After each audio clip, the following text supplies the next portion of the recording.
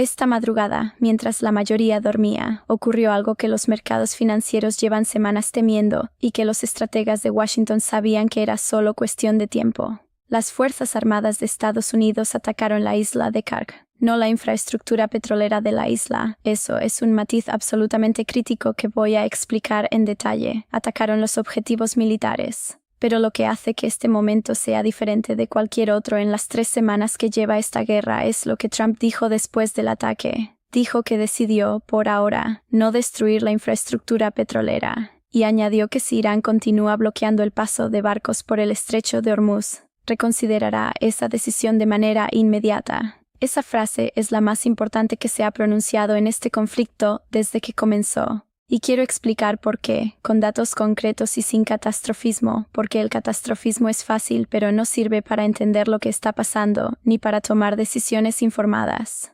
Empecemos por entender qué es Kark, porque si no entiendes qué es esa isla, no puedes entender la magnitud de lo que ocurrió esta noche. La isla de Kark es un afloramiento de coral de aproximadamente 1/3 del tamaño de Manhattan, situada a solo 25 kilómetros de la costa iraní en el Golfo Pérsico. Es pequeña, geográficamente irrelevante en casi cualquier sentido convencional, pero desde el punto de vista energético global, es una de las piezas más críticas del tablero mundial. Por esa isla pasa entre el 90 y el 95% de todas las exportaciones de crudo iraní. No una parte, casi todo.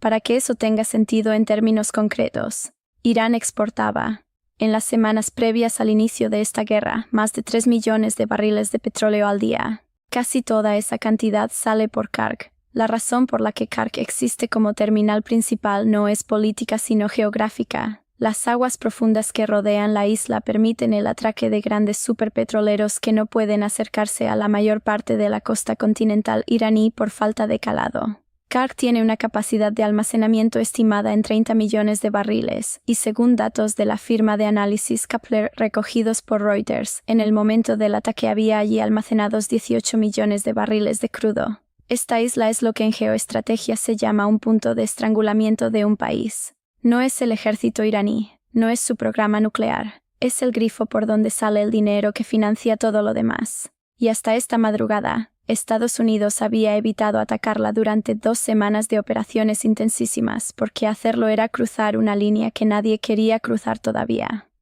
¿Por qué? Porque atacar la infraestructura petrolera de Kark no es solo un problema para Irán, es un problema para el mercado energético mundial, y el mercado energético mundial no es una abstracción. Somos todos nosotros cada vez que ponemos combustible en el coche, cada vez que pagamos la factura de la electricidad, cada vez que compramos algo que fue transportado en un camión que funcionaba con gasóleo. El general retirado Mark Kimmett lo explicó con una claridad que vale la pena destacar. Dijo que con el ataque de esta noche, Estados Unidos tiene a Kark como rehén para garantizar que Irán permita el paso libre de barcos por el estrecho de Hormuz. Pero añadió algo fundamental. Si esa infraestructura petrolera es atacada, queda claro que Irán atacará el resto de la infraestructura energética en todo Oriente Medio. Eso nos lleva al segundo concepto geográfico que hay que entender para seguir este conflicto, el estrecho de Hormuz. El estrecho de Hormuz es un canal marítimo de apenas 55 kilómetros de ancho en su punto más estrecho, situado entre Irán al norte y los Emiratos Árabes Unidos y Omán al sur. Por ese estrecho pasa aproximadamente 1/5 parte de todo el petróleo que se comercia en el mundo. El 20% del suministro energético global pasa por ese cuello de botella geográfico cada día. Irán lo controla desde su orilla norte y lleva semanas atacando petroleros en la zona y amenazando con bloquearlo completamente si los ataques contra su territorio continúan. Lo que ocurrió esta noche es que Estados Unidos decidió elevar la presión de una manera que hasta ahora había evitado. El mensaje es preciso y calculado. Hemos atacado los objetivos militares de Kark. Hemos demostrado que podemos hacerlo y hemos preservado la infraestructura petrolera para que quede claro que tenemos la opción de destruirla si Irán no abre el estrecho. Es una escalada que mantiene abierta la amenaza sin ejecutarla todavía. El problema es que Irán respondió también de manera calculada. El cuartel general del mando militar iraní emitió un comunicado que conviene leer con atención porque es una amenaza muy específica. Dijeron que si hay un ataque contra la infraestructura petrolera, económica y energética de Irán, Toda la infraestructura petrolera y energética de la región perteneciente a compañías con participación estadounidense o que cooperen con Estados Unidos será destruida. No están hablando solo de sus propias instalaciones. Están hablando de atacar instalaciones de Arabia Saudí, de los Emiratos, de Kuwait, de Qatar, toda la arquitectura energética del Golfo Pérsico. Para entender qué significa eso en términos de mercado, hay que tener en cuenta un solo dato. Por el estrecho de Hormuz pasa petróleo de Arabia Saudí, de los Emiratos Árabes Unidos, de Kuwait, de Irak y de Qatar, además del iraní. Si Irán ejecuta esa amenaza y ataca infraestructura petrolera de toda la región, estaríamos hablando de una contracción del suministro global de petróleo, de una magnitud que no tiene precedente en la historia moderna. El episodio de 1973, cuando los países árabes decretaron el embargo de petróleo a Occidente y el precio del crudo se cuadruplicó en semanas, sería una referencia histórica, pero el impacto potencial de lo que se está amenazando aquí sería de otra escala. Ahora bien, y esto es importante para no caer en el pánico que beneficia a los especuladores financieros y no a nadie más, la amenaza iraní tiene sus propios límites. Irán también necesita los ingresos del petróleo para financiar su economía y su capacidad militar. Destruir toda la infraestructura del Golfo incluiría, inevitablemente, consecuencias para el propio Irán, y atacar instalaciones de Arabia Saudí o de los Emiratos arrastraría a esos países a una respuesta que complicaría enormemente la posición iraní en la región. Lo que estamos viendo es una partida de ajedrez en la que cada movimiento está calibrado para maximizar la presión sobre el adversario sin cruzar una línea que desencadene un colapso que ninguna de las partes puede controlar. El problema con ese tipo de cálculos es que funcionan perfectamente hasta que dejan de funcionar. Hasta que un error de comunicación, una respuesta que se interpreta mal, un ataque que alcanza algo que no estaba en el plan, cambia los términos del juego de manera irreversible. Vamos ahora a lo que más le preocupa a quien me ve. ¿Qué está pasando con el precio del petróleo y qué va a pasar cuando abran los mercados? Los mercados financieros ya llevan días procesando la escalada de este conflicto. El índice S&P 500 cerró esta semana en un nuevo mínimo anual, con una caída acumulada del 3,5% en lo que va de marzo. Es la tercera semana consecutiva de caídas. Y eso fue antes del ataque a Kark de esta noche. La apertura de los mercados el lunes va a procesar un evento de magnitud mayor. ¿Cuánto puede subir el precio del barril? Aquí hay que distinguir entre dos escenarios. El primero es el escenario actual, en el que la infraestructura petrolera de Kark sigue intacta y el estrecho de Hormuz sigue operativo, aunque con tensión.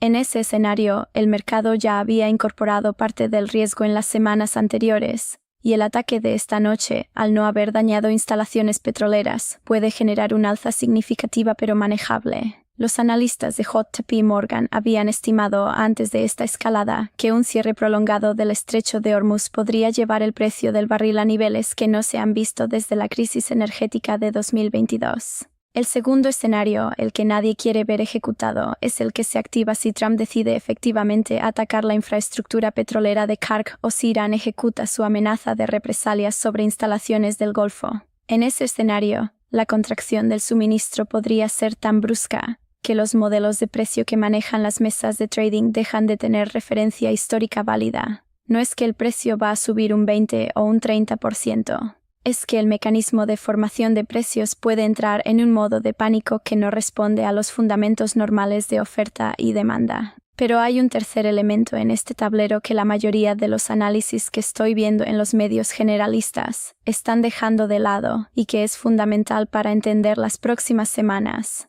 Es China. Irán vende la mayor parte de su petróleo a China con descuento significativo, evadiendo las sanciones occidentales. China es el cliente más importante que tiene Irán en este momento. Y hay un detalle surgido esta misma noche que habla de cómo se están moviendo los tableros detrás de la guerra. Funcionarios iraníes están considerando permitir el paso de un número limitado de buques petroleros por el estrecho de Hormuz, siempre que la carga de petróleo se comercialice en yuanes chinos, no en dólares. Es una señal de que China está activa en este proceso como intermediario y como beneficiario potencial.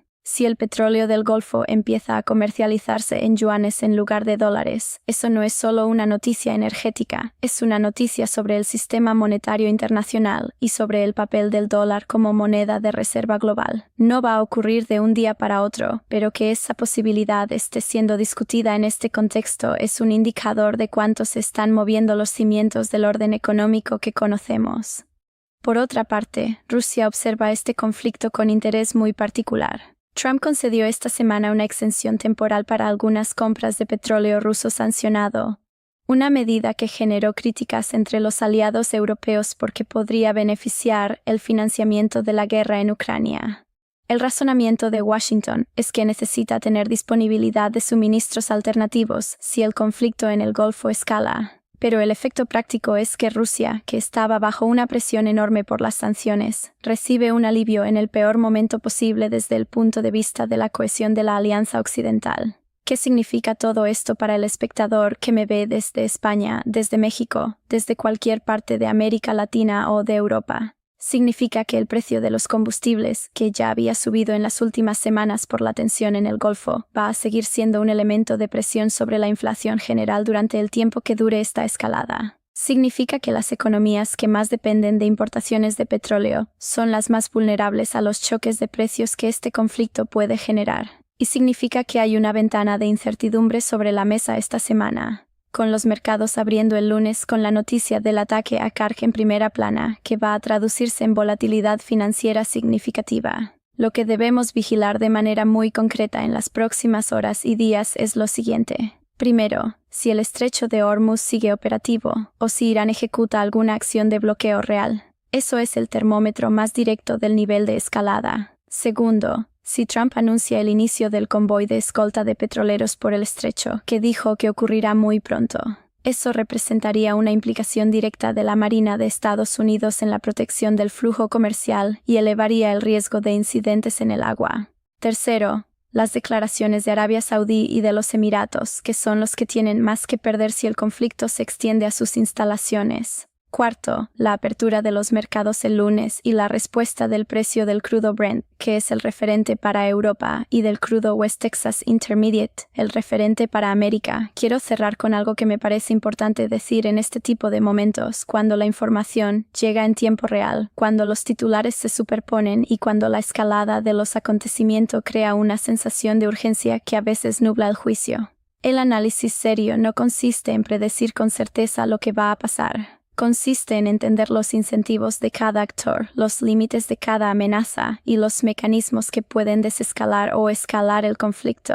Y desde ese punto de vista, lo que veo esta noche es una escalada deliberada y calculada por parte de Washington, con un mensaje muy específico a Irán. Tenemos la capacidad y la voluntad de destruir tu motor económico, pero hemos elegido no hacerlo todavía. Ahora tú decides cómo respondes. La respuesta iraní en las próximas horas va a definir si esto fue un pico de escalada desde el que se empieza a negociar, o si es el primer paso de una espiral que nadie en Washington, en Teherán ni en ninguna otra capital tiene garantías de poder controlar. Voy a seguir esto hora a hora. Si quieres análisis riguroso en tiempo real, sin alarmismo pero sin suavizar lo que los datos muestran, suscríbete al canal y activa la campana. Esta semana va a ser densa en información y necesitas una brújula para orientarte. Y en los comentarios, cuéntame desde dónde me ves y cómo estás sintiendo el impacto del precio del combustible en tu vida cotidiana. Esa información también me ayuda a enfocar el análisis en lo que realmente importa para quienes me leen.